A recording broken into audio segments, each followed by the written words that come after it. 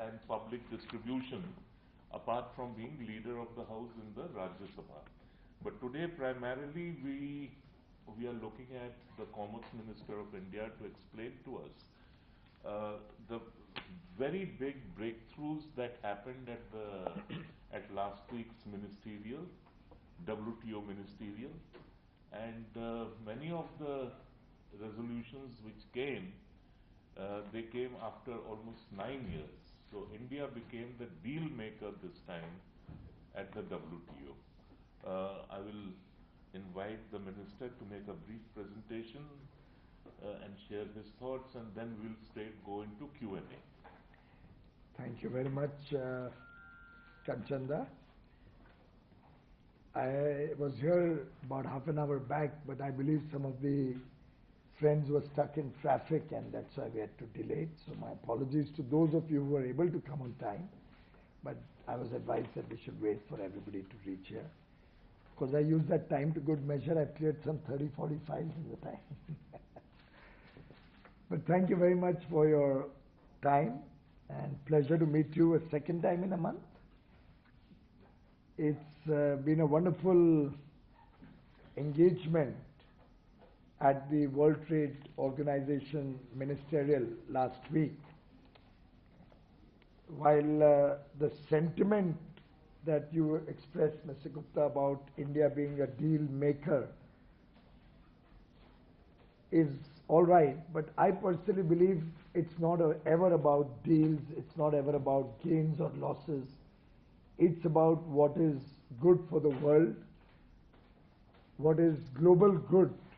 That was the common intention of all of us assembled at Geneva last week. An organization like the World Trade Organization was under severe threat of losing relevance. There was almost a conversation around whether this entire ministerial will be a failed ministerial. We have severe challenges before the world, with COVID having just shown signs of receding. But other geopolitical issues, global food insecurity, global inflation, economic distress, within the parameters of a very challenging time, the World Trade Organization had an important role to play. And I'm delighted that collectively, all of us assembled there took this as an opportunity to revive multilateralism, to give a strong message to the world that we can all come together and take decisions for public good. A strong message that despite challenges and adversities, we can all work as one and speak in one voice. The Honorable Prime Minister Shri Narendra Modi has always looked at India playing a proactive role in being the provider of solutions and coming up with innovative ideas to navigate difficult international negotiations in a manner which is based on mutual respect, trust, and respecting the viewpoints that different people bring to the table.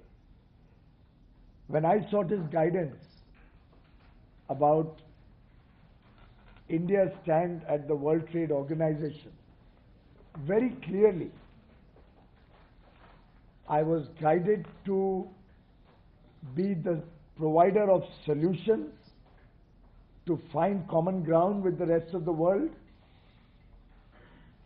but be the voice of the developing world, the less developed world also, so that a balanced outcome can come out of our deliberations in Geneva. India believes in the principle of Vasudhaiva Kutumbakam in Sanskrit, which translates to the world is one family. And I think in a family, everybody has different viewpoints, concerns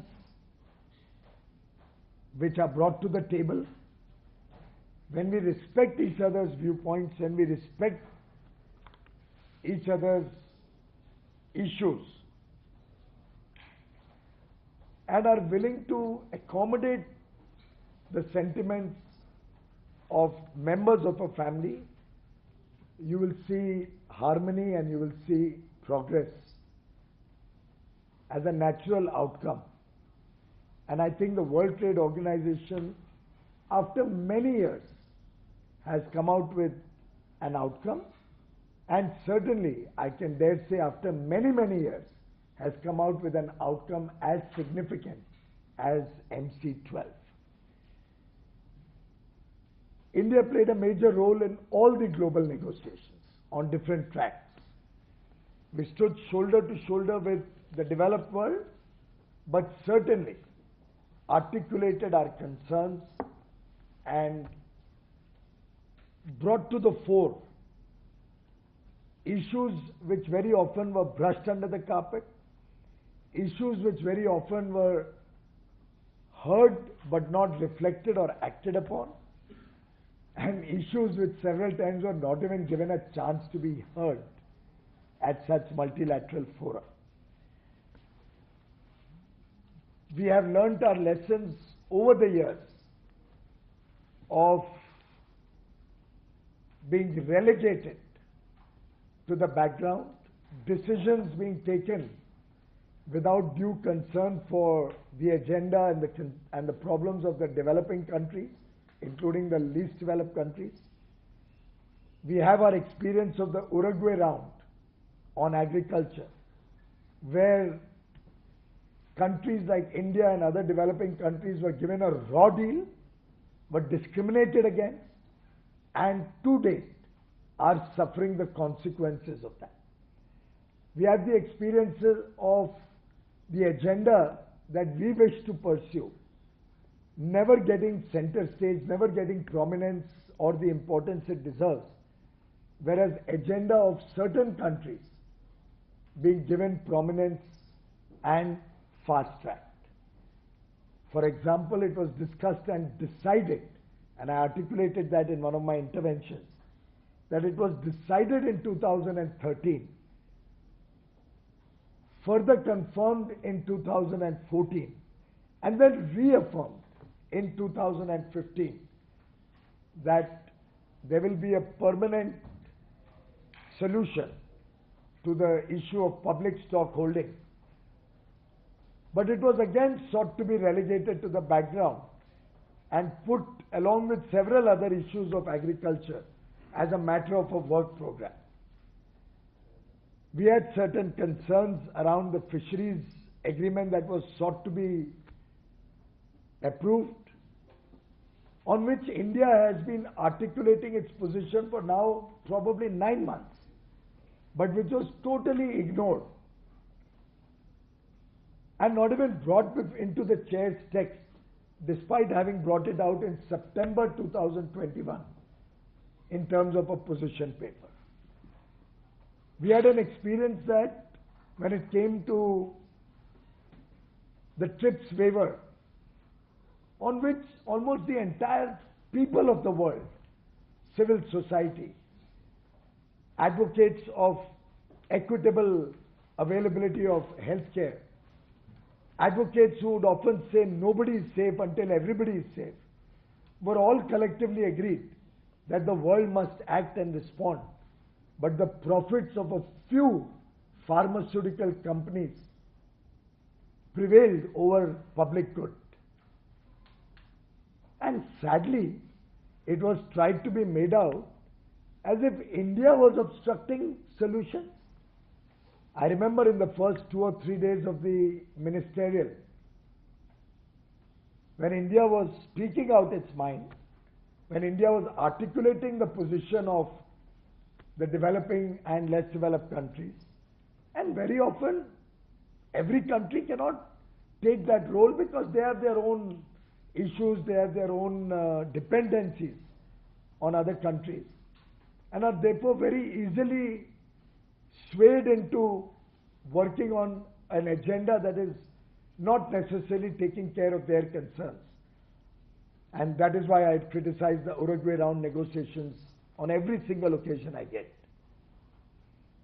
We did not want to allow that to be repeated. And on every intervention, India spoke its mind. India spoke what was in the mind of the less developed countries on the developing world's agenda. And an impression was unfortunately sought to be created that we were not willing to find solutions or not willing to have the WTO come up with outcomes. Whereas the fact was entirely to the contrary. In fact, there was a meeting in which the Director General had called the prominent countries of the world. I believe that was on Wednesday afternoon at about 4 or 5 o'clock, to take stock of the situation. And everybody gave their points of view. All the countries articulated what was their priorities and where they saw this ministerial heading. And I feel sad to share with you that except me, the entire room was full of doom and gloom.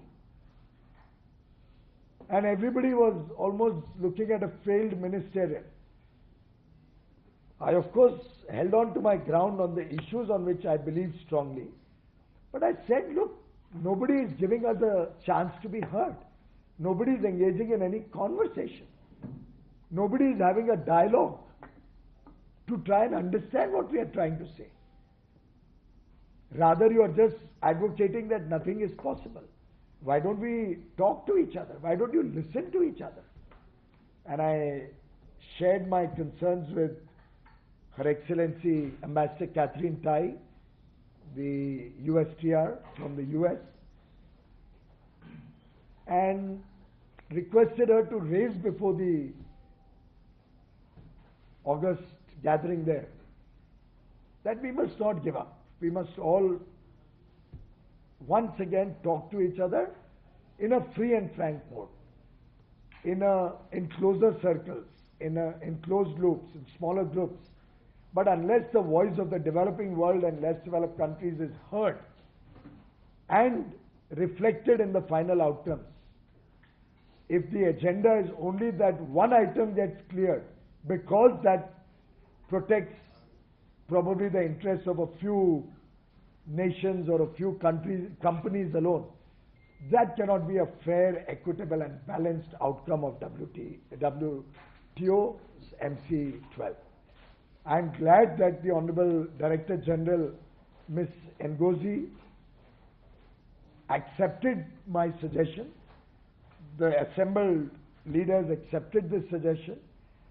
We got back to the negotiating table in a more focused manner, more outcome-oriented manner, and with the intention to hear each other out.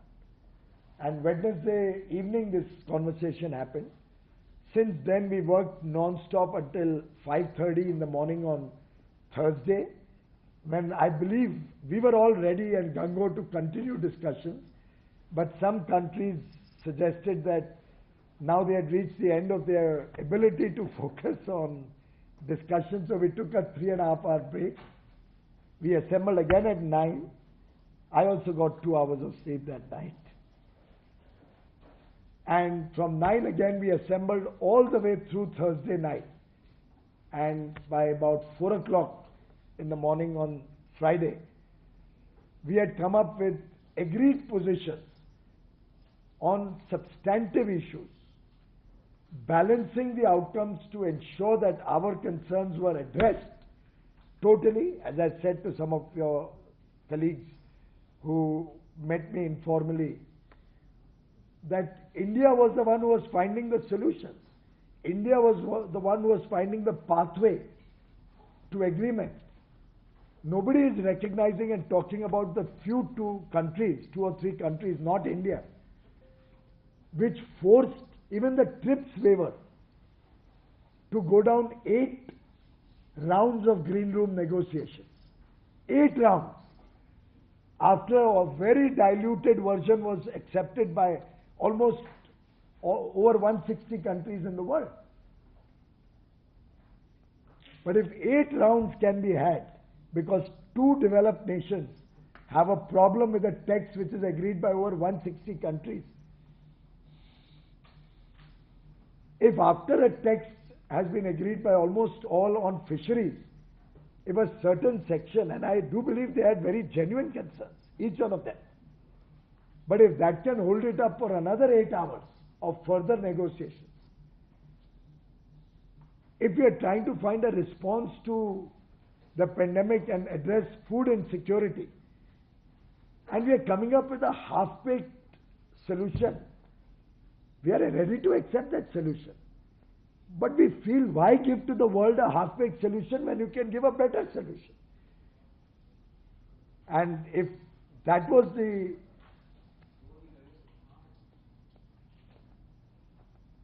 situation, I think very clearly, India never obstructed a single solution. India, in fact, made every solution better, more inclusive, accepting the version and views of a larger variety of a number of countries. Every time there was a stalemate, we gave the language or an appropriate language that could help turn the tide. I remember on many occasions, literally talking or thinking through our on the spot, impromptu, without even referring to my officials. We would come up with solutions and passageways to overcome the concerns of many. And I'm proud today to say that Prime Minister Narendra Modi believed in his team who was negotiating there, gave us the full support and understanding, gave us the confidence to articulate the voice of the less privileged sections of society, and therefore what has come out of the negotiations from a position of a failed MC-12, from the doom and gloom that prevailed over there, is one message of optimism, a message of success, a message of enthusiasm about the relevance of multilateralism in the future, a message that is more inclusive, a much more consensus-driven, outcome-oriented MC-12, taking care of the fishermen, taking care of farmers, taking care of MSMEs, taking care of the less privileged sections of society all across the world. We could have, of course, had much more ambitious outcomes, but I do believe that in the spirit of consensus, India also compromised on many areas, but was able to shed the light, show the pathway to a very successful MC-12. Of course, I can discuss all the various subjects, but I am sure out of your questions, I'll get an opportunity to address the different areas on which we were able to play a very proactive role, batting on the front foot rather than being at the receiving end of raw deals, as was being attempted by some. I can assure you that if at all the delays happen, it will have to be introspected by many countries what their role was in delays in outcomes, or in some cases in suboptimal outcomes. India certainly is not responsible either for a delay or even for a suboptimal outcome on a single issue that was on the table over there. Thank you. Thank you. So we'll have the Q&A, and unless specified, it's all on the record. You are encouraged to write about it and write on it. So who wants to start? Yes, Venkat. You please introduce yourself along with the name of your media. Mr. Goyal, Venkat Narayan, right for the island nation of Sri Lanka. Congratulations on your performance in Geneva. See, after have 2 billion units of COVID vaccine unused. After feeding 800 million people, providing them free food to cope with COVID, our godowns are still full of large surpluses of food grains. Now, does MC12 have any solutions to this, and how can we,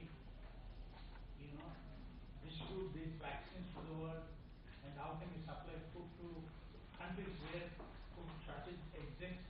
Thank you.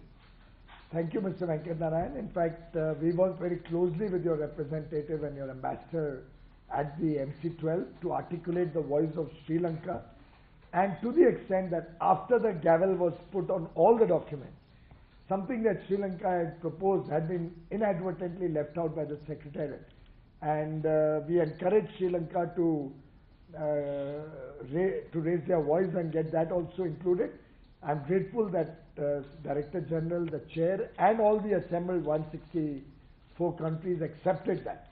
So after the gavel was done on all agreements, the Sri Lankan view on a certain issue was actually inserted again and re-gavelled or reconfirmed. So I believe you have played a very important role, and my compliments to you and your people. In terms of world food security, and as we have written in the document, addressing the concerns of food insecurity, India was at the forefront of trying to suggest that the World Food Program alone cannot solve the problems of the world. The World Food Program, for all those of you who are not familiar with the numbers, I don't have the data right now as we speak, but I'm happy to tell you that over the last 6 or 8 years, the data which was available with me, I found that they are doing such small operations. Earlier they were doing $1.25 to $1.4 billion annual procurement of food grains. Last 2 years they've done 1.7 billion in a whole wide world of 7 odd billion people.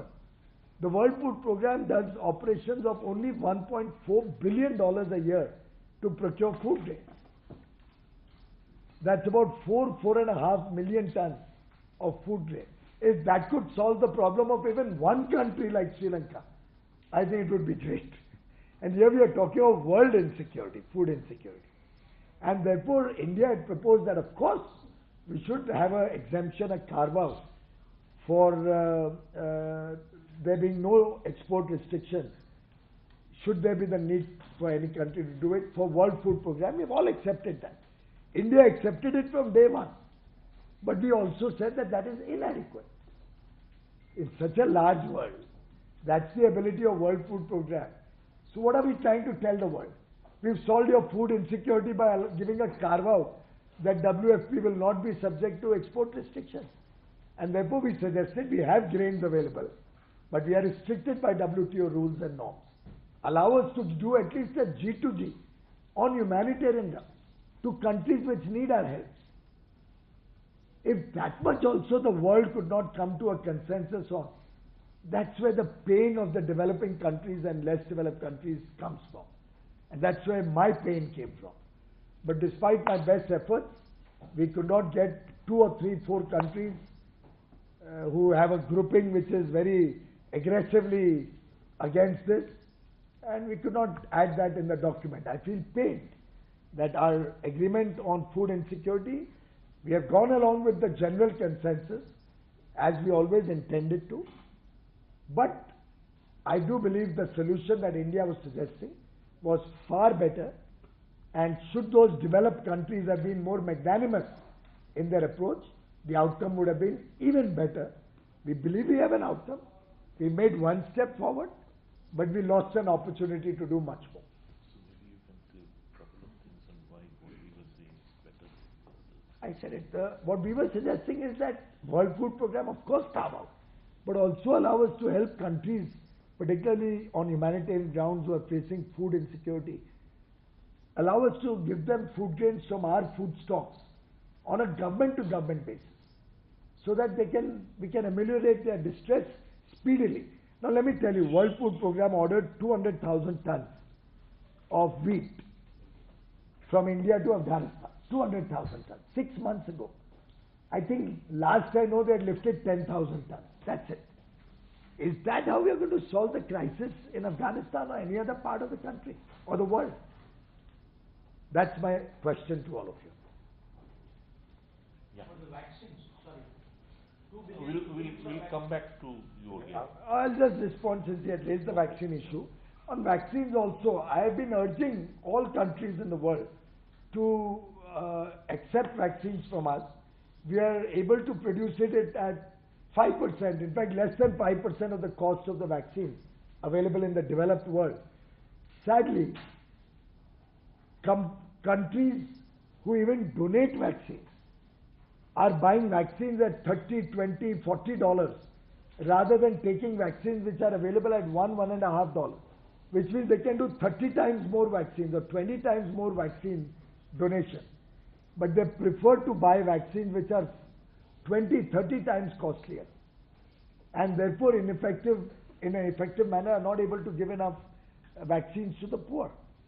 Similarly on TRIPS waiver, it's such a diluted version that we were able to come up with. But India accepted it in the spirit of cooperation and consensus. It's sad that we could not do therapeutics and diagnostics as a part of this agreement because some countries are not willing to accept that. And we've only done vaccines. Now vaccine story is actually almost gone and done with. I don't see anywhere in the world any clamor for vaccines. But should there be a solution, a medicine that comes out, then medicines and diagnostics and therapeutics is going to be the next challenge. We've not been able to come up with a solution on that. India was asking that that should also be included. I urge you to reflect, was that an unfair demand? Should the African continent, less developed countries, developing world not have an opportunity to make medicines, testing kits, therapeutics? After all, we suffered like crazy during COVID. And that suffering was an experience which we didn't want other countries to have. Second time around. We've already suffered, the whole world has suffered once. We've heard of youth suffering in Europe. We've heard of youth suffering in the US. We've heard of youth suffering in Africa, Latin America. All over the world, we hear of suffering even today. But yet, the profits of a few companies prevail over global good, and that is what we were trying to articulate our view on. Next. My name is Helena. I'm from Russian news agency, TASS news agency, the governmental news agency, one of the main ones.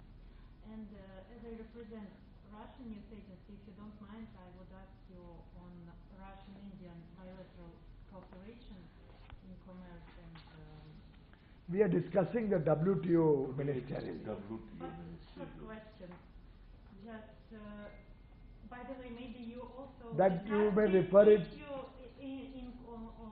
I recommend you refer that to the Foreign Office because here I am here to discuss the WTO ministerial. I wanted to ask you on bilateral Indian-Russian relations exactly in commerce and industry. You know about all these restrictions that my country has during the last month, and all these restrictions from Western side had a huge global impact. And my question is, what impact does India have from all these sanctions, I mean? And if to specify on Indian-Russian bilateral cooperation in commerce and industry. I would let the minister speak, or if he wishes to take this question. But generally, Thursday we have invited Hardeep Singh Puri to be in this room with all of you, and all your Russia-related questions you can ask him. So I would rather have Hardeep. This is about the WTO ministerial. This issue did not come up in the ministerial, so I don't have any response on that. I think what we have discussed is the shared understanding of 164 countries, which is reflected in the WTO ministerial. Yeah, ma'am. So Thursday you can raise. So Thursday, I promise you all your questions on Russia will be addressed on Thursday. I hope so. I mean, unless Hardeep decides to tell me. Yeah. Hi, Minister. I'm Abby Guys from the Australian Broadcasting Corporation. So you were obviously very instrumental in the trade agreement signed between Australia and India in April. That's now coming on about 3 months. Have you seen an increase in trade between the two countries since that agreement was signed. And we've got a new Australian government which has just been sworn in. How are you feeling about relations between the two countries in terms of trade under this new government? Again, that's not an issue that is part of the WTO ministerial decision. I can respond to that separately, but right now, first let's close our discussions on the WTO minister. Anybody has questions on WTO minister? Then let's address that. Avani, after this, you. So I'm also Russian journalist, but my question is about WTO. About? WTO. Yeah. So the fact is that India says about the necessity of changing the world structure. It is necessary to change maybe the structure of UN, the structure of Security Council, the structure of World Health. What about this organization? Is it necessary to be changed, in your opinion? Well, I think change, as they say, is the only constant in life. And therefore, I'm happy that at MC12, we were able to come up with a document on WTO reform.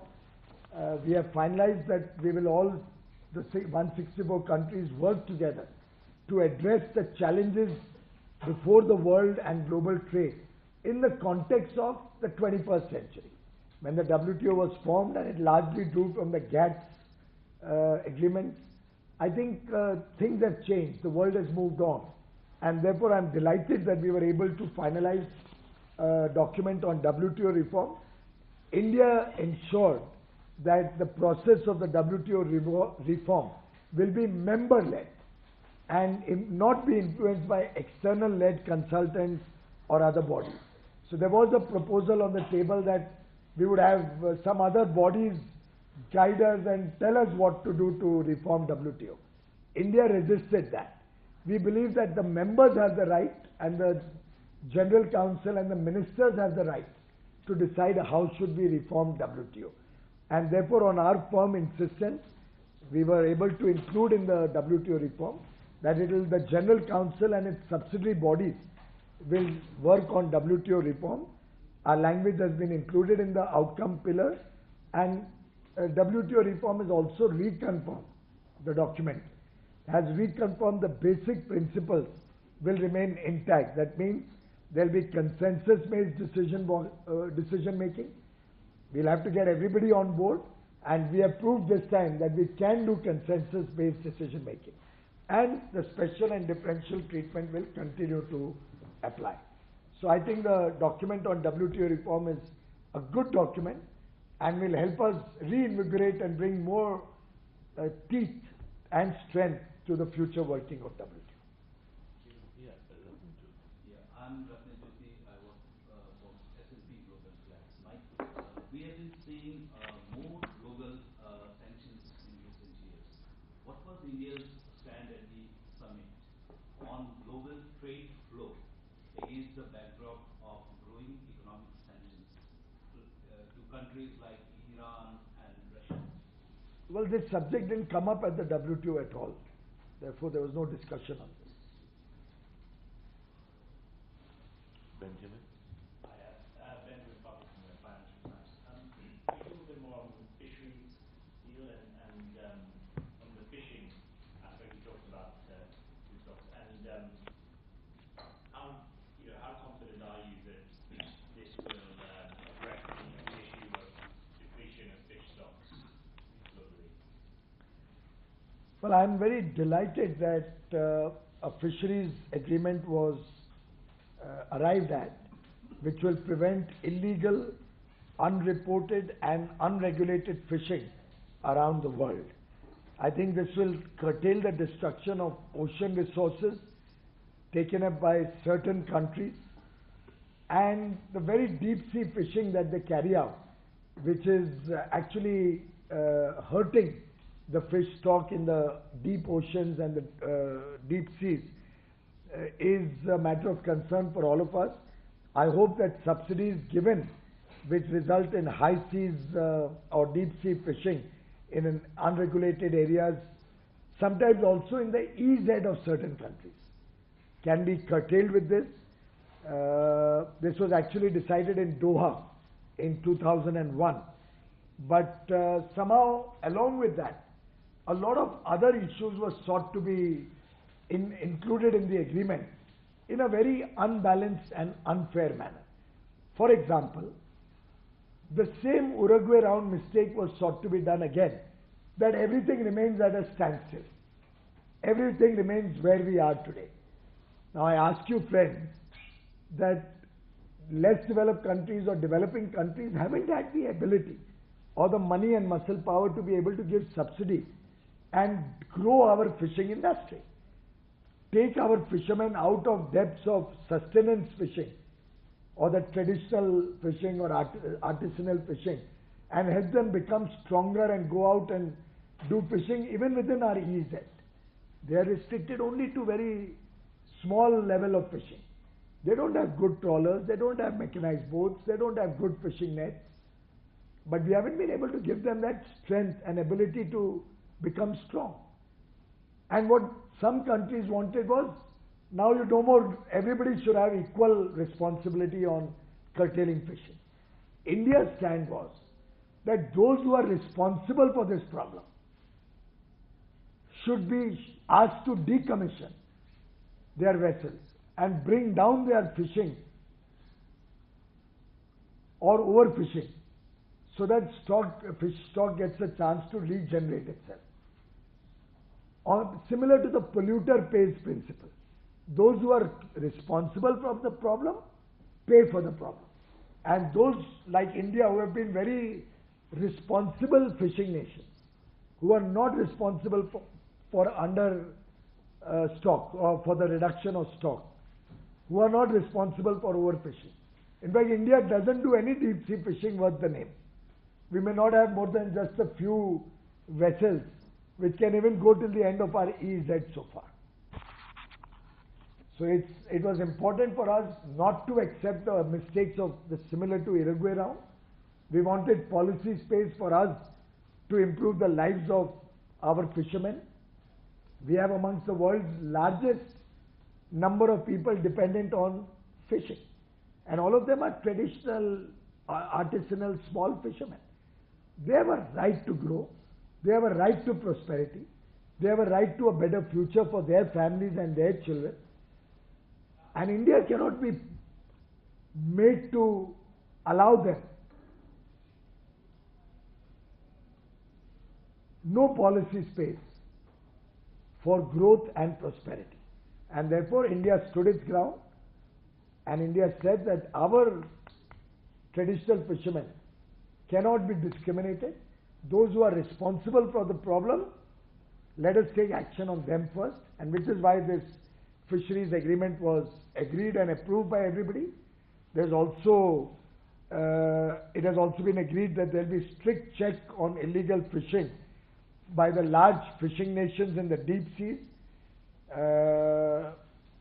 We believe that we still have a lot of differences to bridge in the level of fishing that certain countries are doing, the level of subsidies that certain countries are giving to their fishermen against what we are giving. So I articulated, and if you had a chance to see that, I suggest we may share my interventions with all the media, all the various interventions I made. They are shared officially on PIB site. We give a link. Give a link to everybody. It'll be an eye-opener for you, ladies and gentlemen. For those of you who come from the developed world, it'll be an even bigger eye-opener at the discrimination sought to be done with the less developed and the poorer nations and the developing countries, and those like India which are fast moving towards progress. So what if I'm a $3 trillion economy? I'm supporting 1.4 billion people. I cannot be equated by a $3 trillion economy which is supporting barely 5 million, 6 million people, 60 million people. How can a 60 million people economy of 3 trillion be equated with a 1.4 billion people economy of 3 trillion? I need policy space so that I can take my people's prosperity to that level. And that's all the argument India was making. Of course, my voice is loud, so at times it may sound that I'm being very adversarial, but that's my voice. I can't help my voice being loud, can I? But my points I have dared say, even on that Wednesday meeting, I said I dared say anybody contest what I said is wrong. I dared say if I am found wrong, I will withdraw my point of view. But how can one nation supporting 1,499 fishermen give a subsidy of $75,000 to each fisherman? And India, which gives $15 to each fisherman, but supports an ecosystem of over 9 million or about 9 million people dependent on fishing. How can these two be brought on the same level or on the same platform?